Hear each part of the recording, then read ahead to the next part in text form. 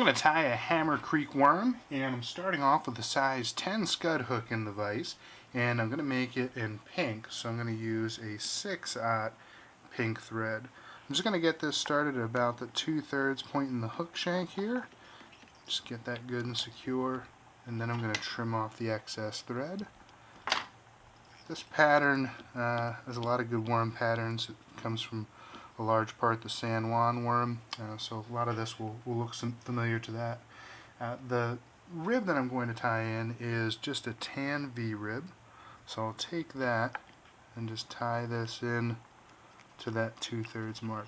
And you'll notice I'm adding some extra thread when I tie these things in. I'm going to make that ultimately a little bump in this pattern, so I'm just building that out as I go as opposed to all at once. So I'm stretching that V-rib tight and I'm bringing it all the way back up to that bump. Now I'm going to take my chenille, and this is just a small chenille. I'm going to tie it in head first, so I'm going to extend the amount that I want it to hang out over my hook, and now just over that bump I'll start to tie it in.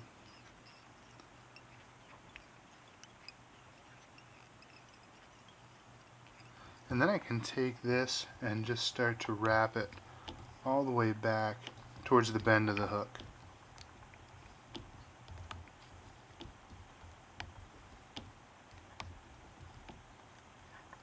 And when I get to my rib, I'll hold it straight out, and now I'll come back through with my rib and catch it on the back.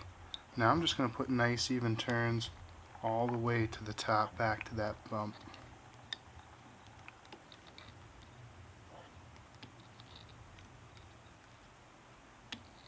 And when I get to it, then I'll just tie it off.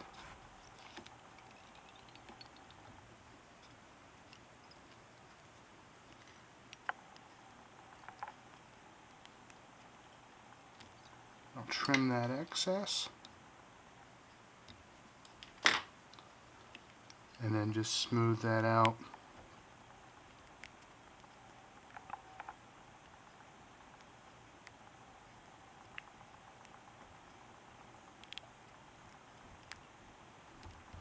Now I'll just put a couple of whip finishes in here.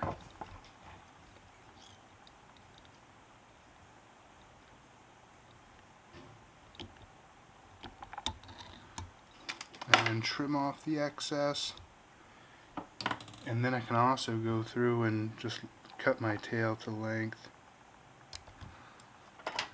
And so now what I want to do is, just like with a San Juan, I'm going to go ahead and just singe the front of this just to give it some shape, and I'll flip it around in my vise here and do the same thing to the back.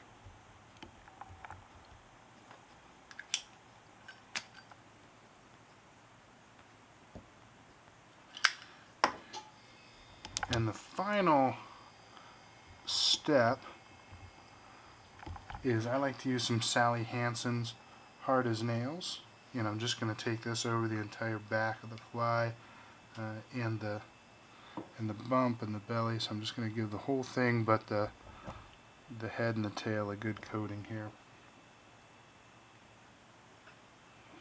And I'll be pretty generous with that, and what it does, it really makes that segment pop that you tied in with the V-rib.